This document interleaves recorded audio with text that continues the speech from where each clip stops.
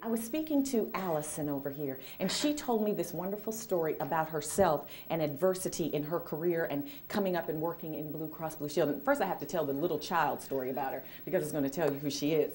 I wish that I'd had this when I was a child. She said when she was growing up, she didn't tell me why though, she said she didn't get invited to the birthday parties. And so what she would do is she knew there was a birthday party, so she would go home and tell her mother, so-and-so's having a birthday party, and we've got to get a gift.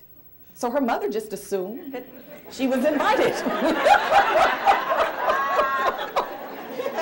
So she'd show up at the door with her present in hand, and the parents would be like, and what are you doing here?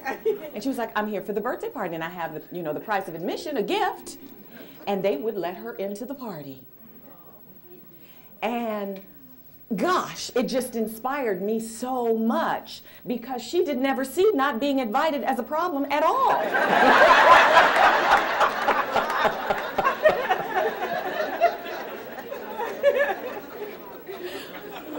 She didn't choose to see it as a statement about herself. What she knew was that at her core she was divine, and that if they really knew who she was, they would have to love her. I have to talk about my children because they fill up so much of my life, and I have 4 of them. I have an 18-year-old, I have a 16-year-old, I have a 9-year-old, and I have a 6-year-old. And my 6-year-old is my challenge of the moment. Just to give you a sense of who he is, I took him to church one day, and we were looking at a picture of the Last Supper, and he had a little friend with him, and he said to his friend, that's the Last Supper. And his friend said, yeah. And he said, well, you know what Jesus said, what his last words were at the Last Supper? And his friend's like, no. He said, you better get on this side of the table if you want to be in the picture.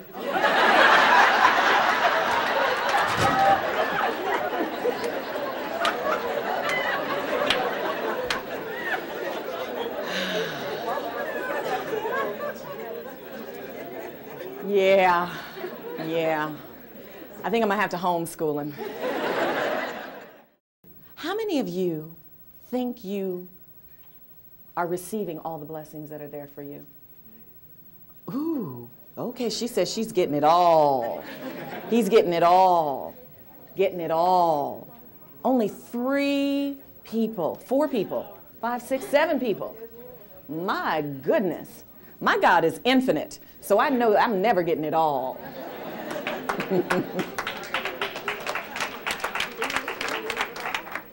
Would you like to have a little experience of how you are blocking your blessings? Yes.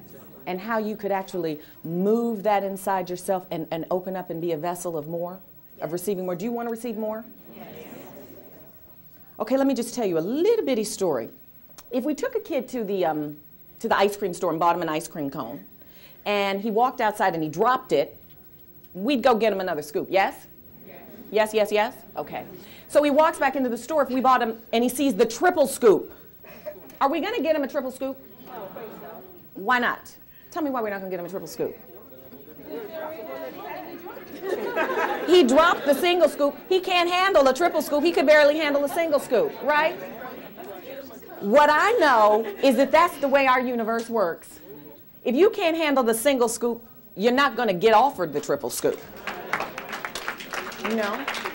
We look at Oprah Winfrey, we want to be like Oprah, we want to be like Mike, but what we don't realize is that when we want to be like Oprah and Mike, we have to take Oprah and Mike's problems too. So when we're ready to receive more, more comes with a lot more good, but it also comes with a lot more challenge and a lot more adversity. And when we are ready to receive all of that, that's when the more comes to us. You think you're ready to receive? You do? We'll see about that. I'm a trainer more than I'm a speaker. I do speak, and what I think about speeches is that they inspire people, but you leave the room and you're all inspired and you're like, yeah, I'm going to make a change. And that lasts till about the TV time, the next good show. So what I like to do is I like to give you an experience of what I'm talking about. And so I'm going to ask if you play with me a little bit and maybe just do 1 or 2 exercises. Are you willing to play with me a little bit? Yes or yes? Thank you. Thank you. Yeah, eat up. Eat. So if if I could, they've asked me to speak about adversity as a stepping stone to success. And I thought, well, why me? Why'd they ask me about that? And then I thought about my life, and I thought, well, I guess I know a little bit about it. And in fact, I went to the dictionary.com today, and I asked, what did it say about adversity? And it said, adversity is a state of hardship, misfortune, a calamitous event, affliction, a life of hardship, a stroke of ill fortune, a period marked by adversities. Anybody here know anything about that? Yeah, I thought maybe, you know, but if not, you can tell your neighbors about it, okay? I'm here also because I have a book that just came out called Get Over Yourself, How to Drop the Drama and Claim the Life You Deserve, and I know a lot about drama. Not just from being on Broadway in 6 shows, but also from being on All My Children. And I always tell people that my life is more of a soap opera than any soap opera that I've ever done. How many parents? A lot of parents. How many single parents?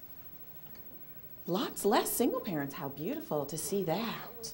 I was reading in the paper just this week that parents today are very depressed.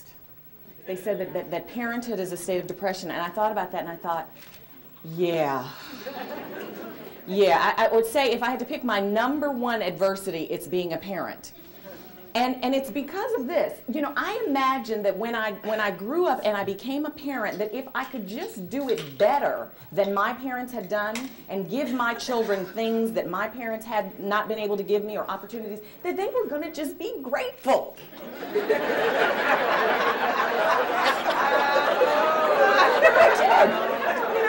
I thought my kids were going to be grateful that they have never gotten beaten with an extension cord.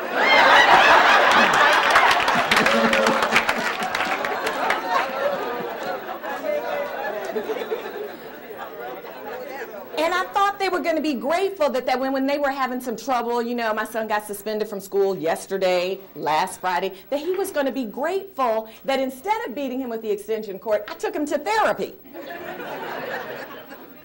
And one day I told my daughter that she couldn't have something she wanted. I don't even know what it was, but she told me that she wanted to be in foster care. So I promptly went to the computer and I pulled out the picture of that New Jersey family where they starved the children, and I said, this is what happens in foster care. And I thought about it and I said, you know what? They need a little adversity. They need a little adversity. We have deprived our children of adversity. And one of the things I read, and it's an anonymous quote, and it says, be careful if you deprive the camel of its hump, you may unwittingly deprive it of being a camel. And what I found with my children, and I'm sure that you have too, is that by giving them everything and by preventing them having to struggle and having to know what it's like to not get any toys for Christmas or to get that one toy for Christmas, that they don't even know where we've come from.